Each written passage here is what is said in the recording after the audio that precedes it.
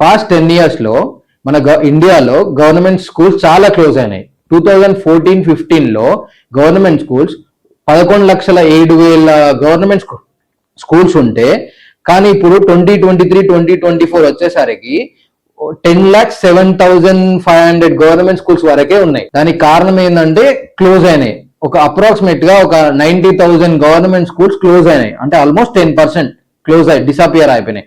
అదే మన తెలంగాణలో కూడా తీసుకుంటే 2014 ఆ టైంలో 28,730 గవర్నమెంట్ స్కూల్స్ ఉంటే, ప్రజెంట్ ఇప్పుడున్న సిచ్యువేషన్ లో 26,000 గవర్నమెంట్ స్కూల్స్ ఉన్నాయి. అంటే అప్రాక్సిమేట్ గా 3,000 గవర్నమెంట్ స్కూల్స్ క్లోజ్ అయినాయి. వాటిల్లో కూడా ఇప్పుడు ఈ